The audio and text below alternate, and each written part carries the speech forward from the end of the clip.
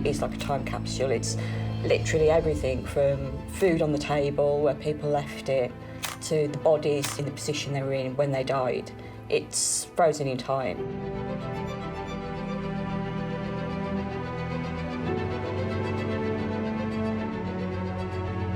It would have started off about mid-morning and there would have been a tiny little puff of volcanic matter, but people probably wouldn't have thought anything of it because they were used to it.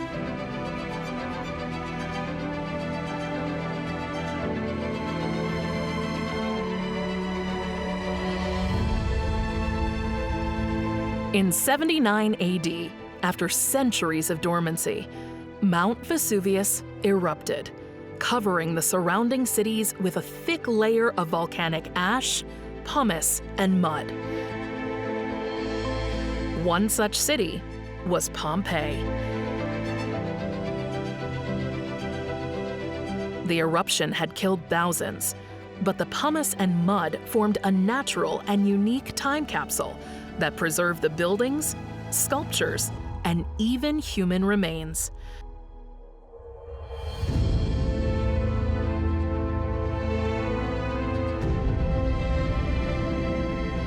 What these remains have shown us are details of the everyday life of Romans thousands of years ago. The discovery of the city 1,700 years after its obliteration has gripped the public's imagination, making it arguably one of the most famous historical sites on Earth.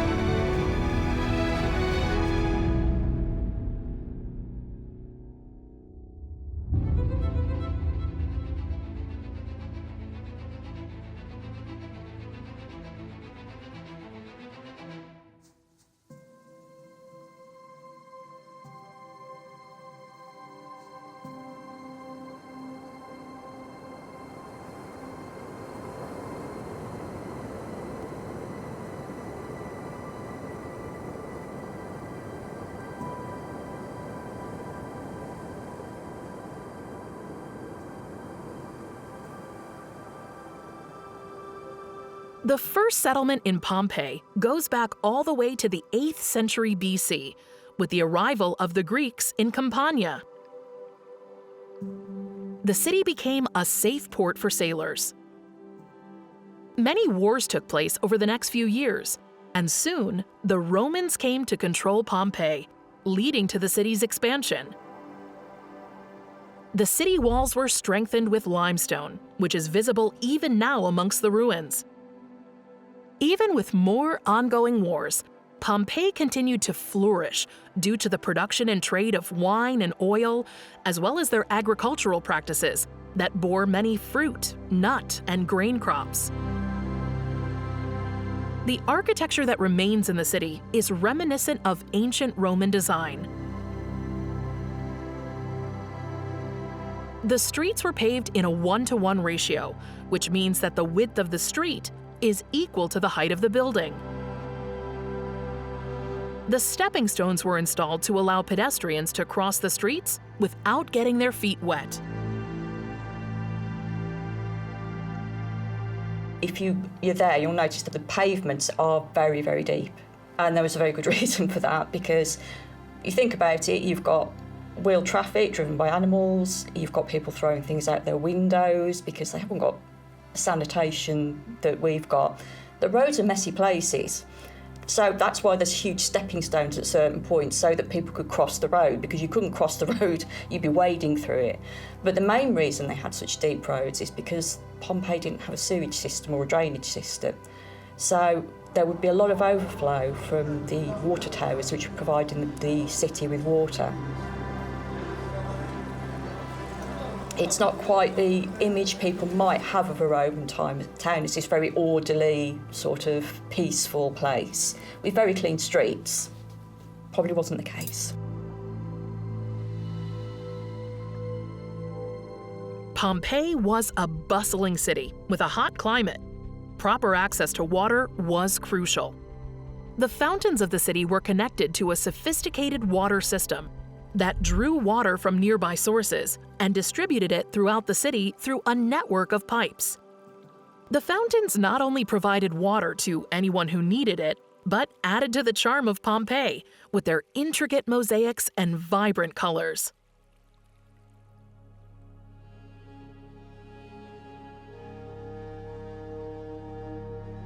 In Pompeii, as in many Roman cities, there are two main roads, one called Cardo, running from the north to the south, and one called Decumanus, running from the east to the west.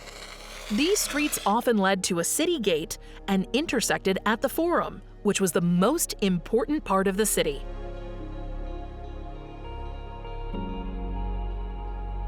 On the two such intersections of Pompeii, one can find the central and Stabian baths. While these were open to everyone, baths were seen as a luxury, one only afforded by the wealthy or higher class. The remains of these structures reveal many aspects of Roman life as well. Men were clearly higher up than women, as their bath had more space than that of women. Many slaves also worked there, carrying garments, sandals, and towels for the residents. The baths would mainly be used after 2 p.m. when work was finished. While it cost a small amount, women had to pay double for the service. The spaces were richly decorated with marble and mosaics, and the ingenuity of the Romans is evident in the way they constructed their system of water heating. So there's this idea that women were quite sort of limited in terms of the role they had, but the actuality is that they found ways around it. Initially, people used to enter in very strict forms of marriages where all of they would enter their husband's family fully. And that meant that the wealth that they took as their dowry from that family entered that family fully. And people realised that wasn't working very much to the woman's family's advantage. So they started to relax the forms of marriage so women could actually hold their own money. Women have got their own money, that means they can operate in business. So there's a lot of women who were in business in Pompeii. And this could be as simple as being, if you're a freedwoman, for instance, being the manager of one of your ex-master's workshops. We've got that in the case of someone who makes garum, which is fish sauce, which was a big industry in Pompeii. And we have the name of a lady who actually managed one of the workshops for her former master. We've got women lending other women money. They're running a money lending business. They might use sort of male guardians now to kind of legitimise things, but they were actually operating their own businesses.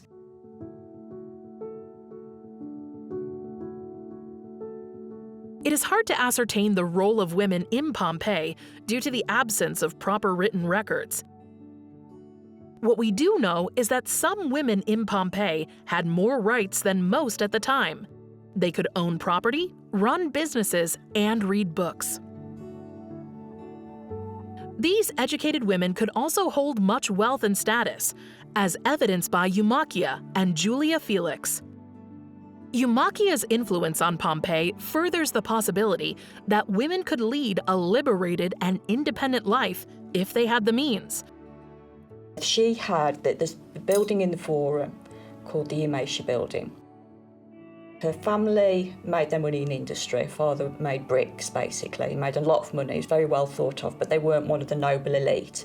But she married into the elite because of the money. So what Pompeii people would do in Roman society in general is they would build buildings, erect statues. It was a way they'd sort of like take on municipal work as a way of getting their name out there, getting known, getting influence. And she did exactly the same. Now, she used her son as a front. So nominally she was doing all of this for her son's sake, and it probably would have helped him get elected, but it was buying prominence for her as well. After marrying into one of Pompeii's oldest families, she held a prominent position within the imperial cult that honored the deceased Roman emperor Concordia Augustus. Her tomb is still the biggest tomb that we found in Pompeii. Tombs were a big thing. People used to spend a lot of money on their tombs because it was their memorial, it was their immortality. Another such figure was Julia Felix. Her estate is located near the amphitheater, and it consists of a private bath complex, pool, and substantial gardens. It's not so much a house as it takes up a whole block, basically. At the very front of the street, there's sort of like a restaurant, part of which you could eat inside, and a sort of snack bar opening onto the street. And there's also private bath, but there's a slight interconnection between all of these buildings, which is why we think that possibly it started off as one big house, and it was sort of subdivided into different business concerns, possibly just to make money, or possibly through need, who knows. But she owned all of this. Julia's efforts to create an oasis in Pompeii have survived, and now the property is covered with picturesque trees, fountains, and bridges. Inside, there are beautiful frescoes, inscriptions, and mosaics that have enticed many tourists who wish to know more about this elite woman who possibly came from nothing and became a successful businesswoman in a male-dominated society.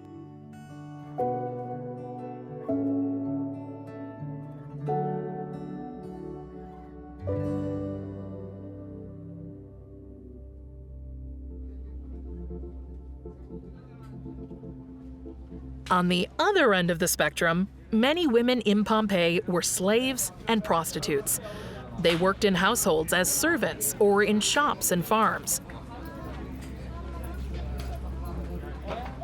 Under Roman law, slave women were not allowed to marry, and their offsprings were not their own, but rather they belonged to the mother's master. The treatment of slaves varied from house to house, depending on the master. A skeleton found amongst the remains was found wearing a serpent bracelet engraved Dominus Ancillae Suae, which means from the master to his slave girl. Those working the farms were not so fortunate. They faced hard labor and were barely provided with basic amenities. The remains of some slaves were found by archaeologists later in a sort of underground prison with their legs chained. Some bodies have also been found on the street, chained to the wall. These slaves had no option of escaping the wrath of Vesuvius. All they could do is face the incoming destruction, knowing that no one could save them.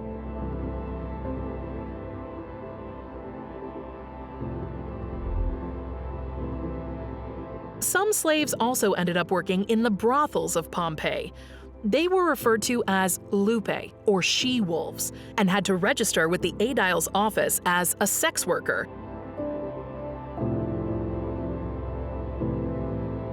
They paid taxes and could work in one of the many brothels that have been discovered in Pompeii. While prostitution was an acceptable experience for the men, the workers were not treated well, and their lives were controlled by the brothel owners. Their clientele included not just the locals, but traders who were passing through the area. Pompeii's population was very dynamic and as ethnically diverse as modern-day London or New York.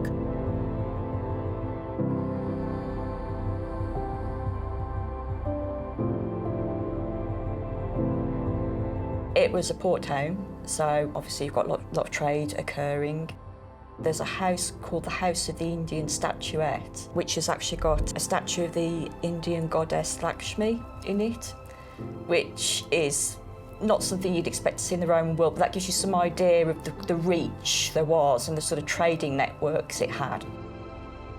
There was the cult of Isis, that was really big in the town. That's an Egyptian cult. After the earthquake in 62 AD, that was one of the first things they got. The temple was completely destroyed and it was one of the first temples they got completely rebuilt. There's obviously a very large slave population, and so they are going to come from all over the empire as well. One of the casts recovered by archaeologists was of an unusually tall man. He seemed to be much larger than Romans would have normally been at the time. On him were also strange items of clothing, preserved by the volcanic ash that consumed the man. While we don't know where he comes from, he is one of many people whose remains were found in the excavated city. who might have originated from North Africa, Greece, the Anatolian Plateau, or Celtic Gaul.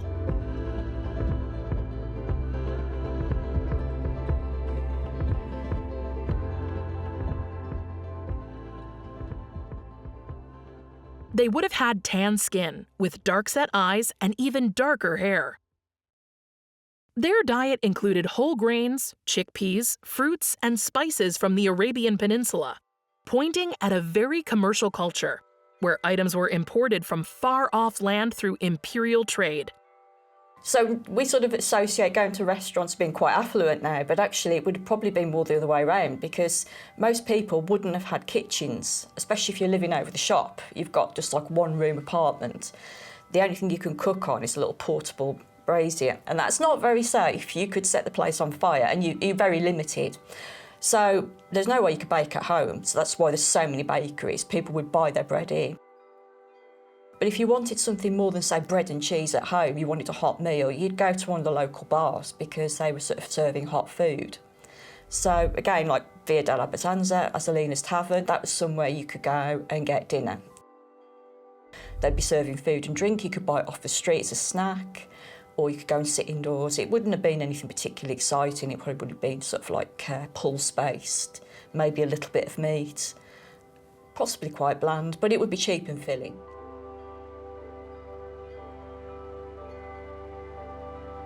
The recently discovered Thermopolis, which means a kind of ancient fast food restaurant, tells us much about the lifestyle of Romans in Pompeii. There are colorful frescoes depicting a rooster, a seahorse, and even a collared dog. The Thermopolis has a surprisingly modern setup. Experts believe that food would have been prepared and kept in large jars, set into holes on the counter, ready to be served to anyone who can pay. Much like modern fast food places.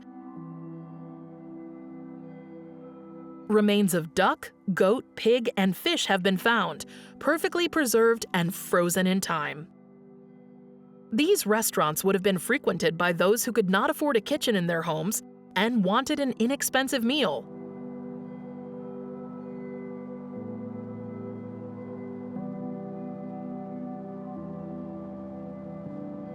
There are about 80 thermopolia found on the streets of Pompeii, serving cheap and simple meals, usually with wine or beer.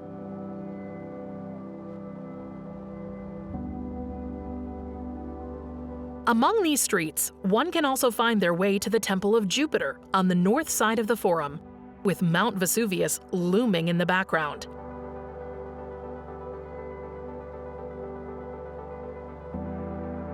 The temple became a real Capitolium, similar to the one in Rome, with the three cult statues of Jupiter, Juno, and Minerva.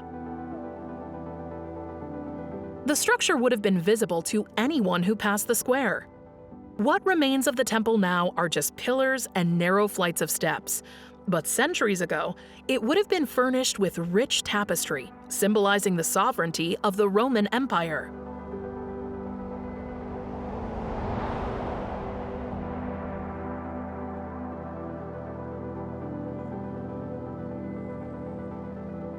Another old and towering structure in Pompeii is the amphitheater.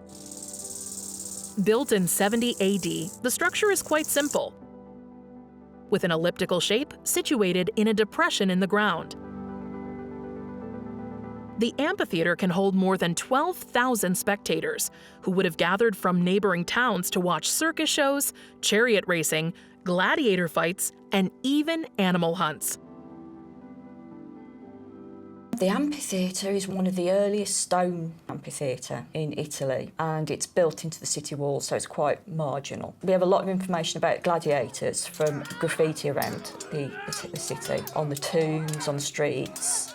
Games were thrown by local politicians to sort of get support, get votes.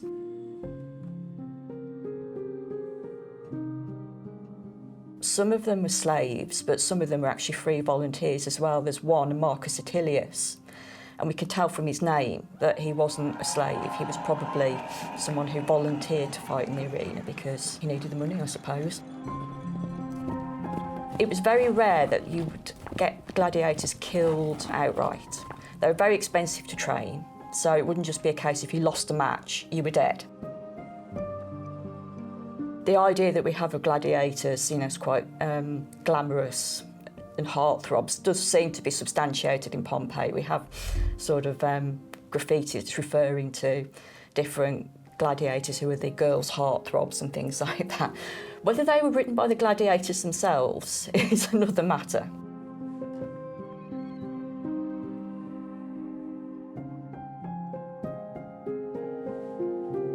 Looking at Vesuvius from the amphitheater still is a formidable sight. The people of Pompeii did not know that Vesuvius was an active volcano. There were frequent tremors and earthquakes, but Vesuvius hadn't erupted in about 700 years at the time.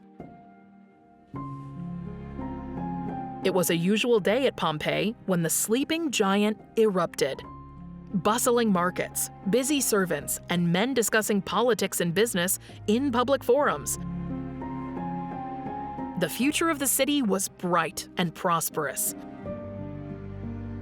There had been a few earthquakes in the days preceding the eruption, but the people were used to them.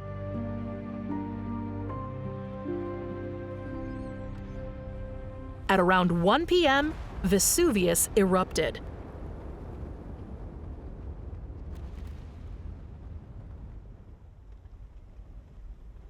Surrounded by an enormous dark cloud, the volcano pushed out 9 miles of pumice, ash, and gases up in the air.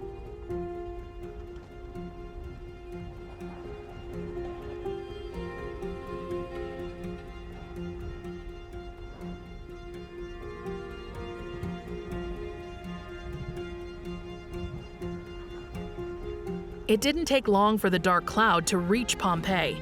The people found themselves looking for cover as molten rock and hot ash rained on them. Roofs collapsed and houses broke down, killing the people inside. The ash and debris eventually covered the entire city. But Pompeii wasn't alone. Its neighboring city, Herculaneum, is situated closer to Mount Vesuvius and had managed to dodge the majority of the damage. The people fled, knowing what came next if they stayed. Those who were still alive in Pompeii fled towards the sea, others to the countryside.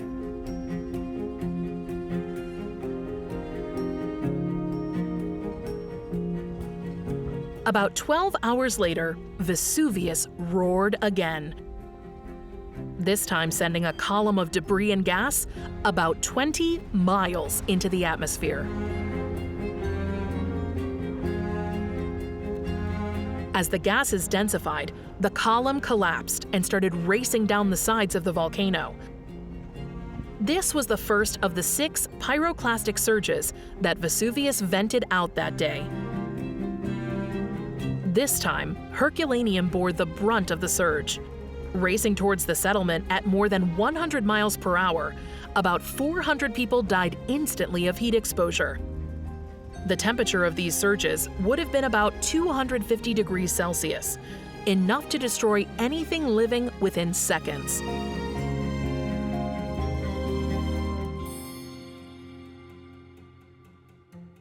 Because the surge contained so much heat and gases, the muscles of the people contracted, making them curl up into something similar to a pugilistic pose.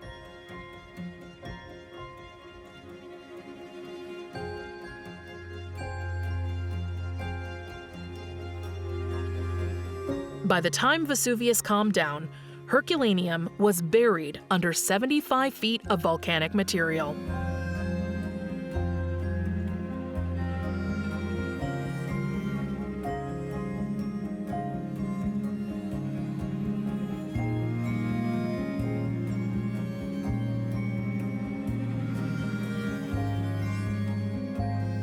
Morning. The sun rose over an exhausted volcano and mournful survivors who were still making their way out of the region. Some who were closer to Pompeii decided to take advantage of the silence and go back to the city to collect their possessions. But Vesuvius had another card left to play.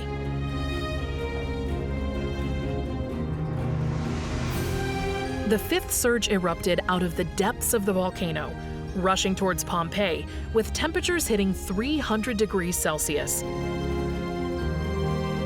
There was no way out. This time, it went further than it had before, even killing those in the countryside. Pompeii was buried for good. While much of our understanding of what took place comes from the remains that have been found in the region, there is one man who lived to tell the tale of the horrors of that day. That man was Pliny the Younger. Pliny the Younger was the nephew of Pliny the Elder. On the day of the eruption, Pliny the Elder receives this call for help, which he goes out to try and answer, and sadly dies in the attempt. But he does ask his nephew if he wants to go with him.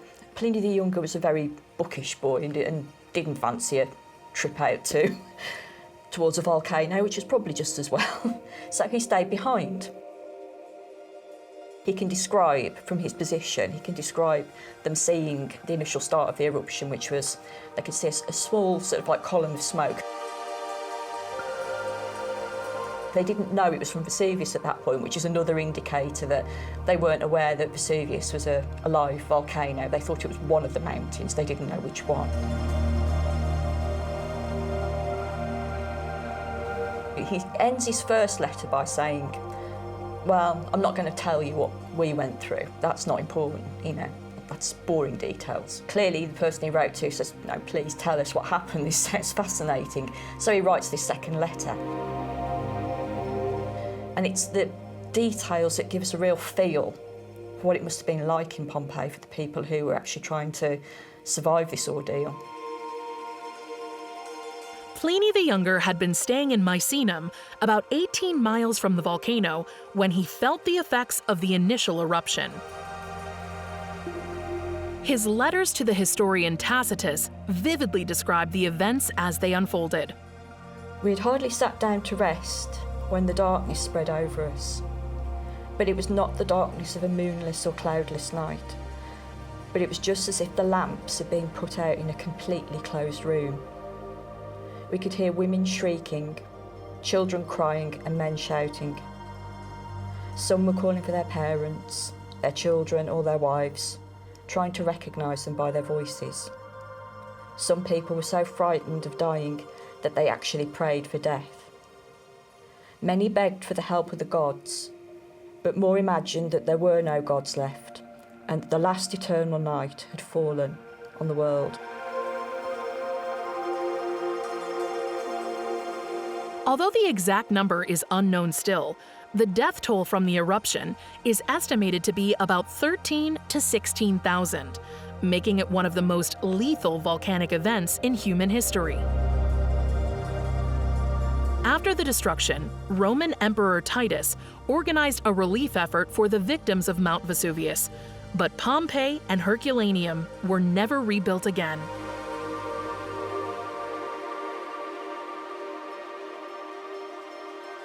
As people abandoned the cities, looters and thieves salvaged the valuables over the years, leaving their traces around the buried city with graffito saying "House Dug."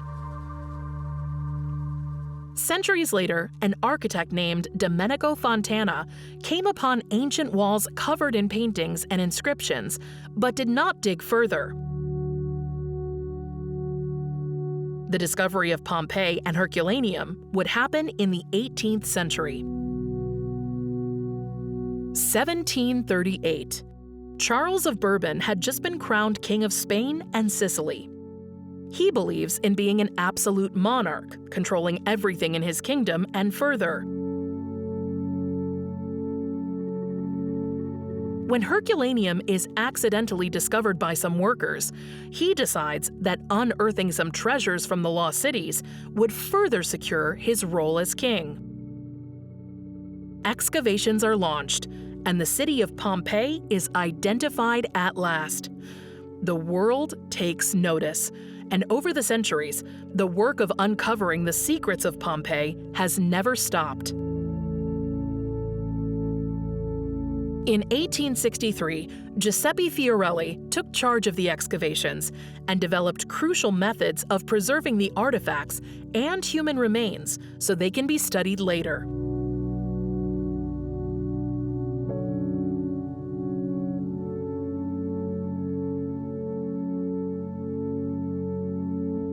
He devised a technique of injecting plaster into the decomposed bodies to recreate the forms of the victims.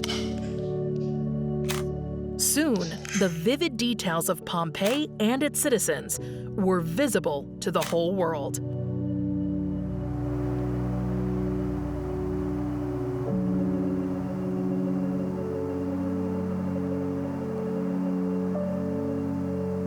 There's so much of it, there's so much of the site that isn't on the face of it impressive, but it's just got the everyday features, you know, sort of the remains of a stairway that was leading to an upper story and things like that.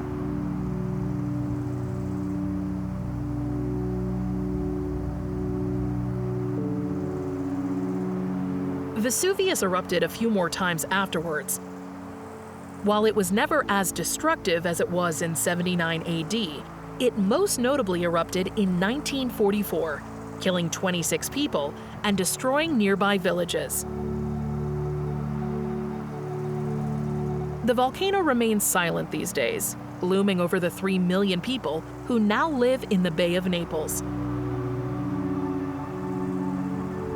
About 600,000 of those live within 10 kilometers of Vesuvius, in the direct path of the next eruption. The settlement around Vesuvius worries volcanologists and authorities alike. The risks of an eruption are less right now, but never zero.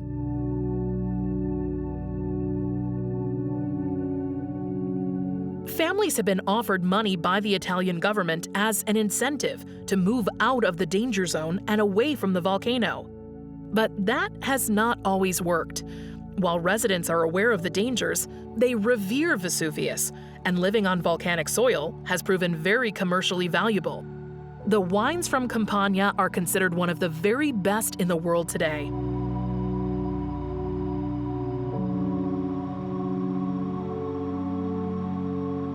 While there is an emergency plan in place, evacuation would be an arduous process, considering the narrow streets and crowded roads of Naples.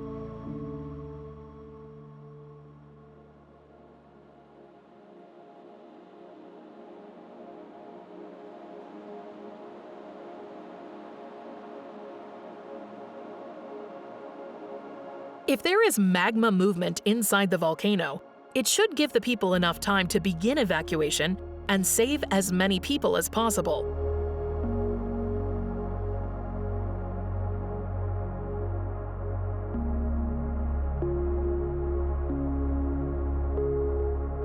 The theory is that since they're monitoring it, they will be able to evacuate the area if they get an inkling that it's going to erupt again.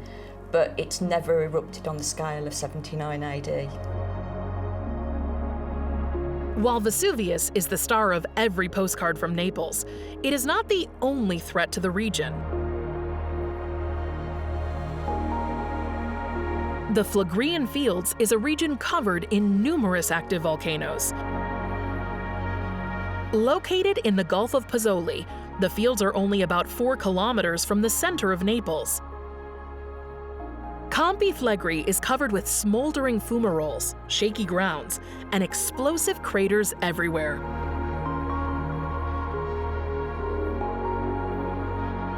"36,000 years ago, an eruption in the region resulted in a massive drop in global temperatures and possibly led to the beginning of the end of the Neanderthal. Another eruption in the caldera could lead to catastrophic events, far worse than the destruction of Pompeii and Herculaneum.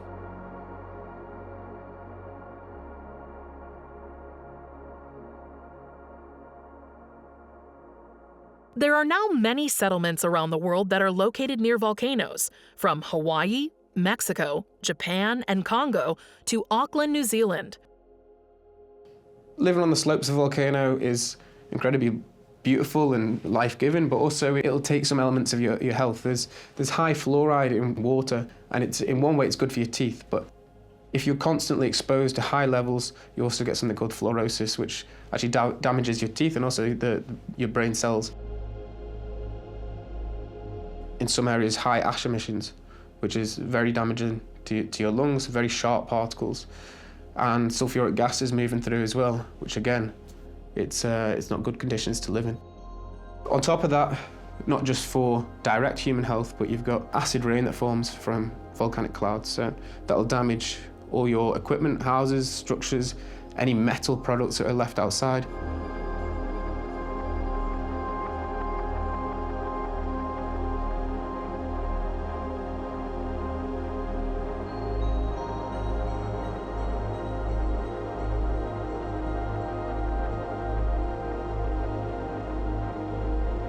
It's a shame that sometimes it'll destroy houses and village, but essentially, if we choose to live next to them, choose to live in these environments, the volcano is going to do whatever it pleases, and you are at mercy to it. So yes, you can use the wealth of the environment to provide a future for yourself and your family and anybody else and sustain a business, but you always have to be wary that one day the volcano will take that back, and there's no stopping it. Each volcanic eruption on the surface of the Earth provides humans with a window into the abyss. And with every eruption, we learn more about nature. Some regions have volcanoes in abundance, some don't. Iceland has a unique geology, making it more volcanically active than any other place in the world. In the last few years, Iceland has seen an increase in the frequency of eruptions, and predicting the global impact of the next one is difficult. The whole country's energy is provided from geothermal power, and it's one of the countries as well where it is perfectly positioned to do so, because to harness geothermal power you need an energy delta, you need a very hot source and a very cold source to cool the water down afterwards. Iceland has perfect conditions for that. With the unpredictable nature of these giants, combined with global warming, Earth could see more and more volcanic eruptions in the future, and they could reshape the world as we know it. 75% of Earth's volcanology is on the Pacific Ring of Fire. All across this ring, everywhere volcanology emerges, stories and tales of mythology and also legends and demons attracted to the volcano emerge.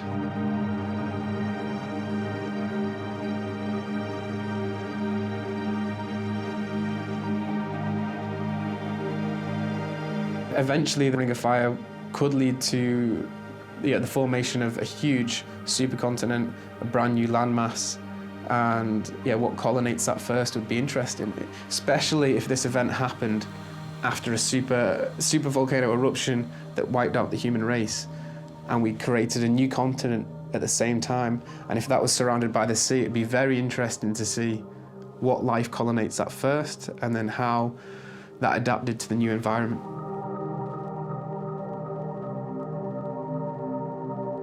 While we don't know what crisis awaits Earth in the future, there are lessons in history that hold many answers.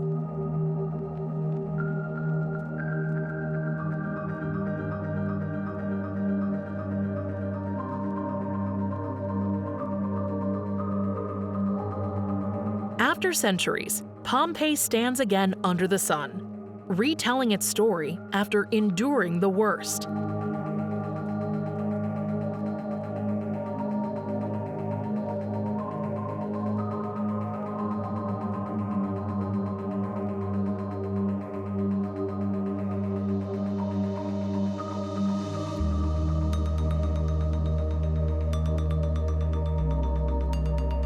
Efforts to bring the cities back to their original glory are still underway. And while that may never happen, the work continues.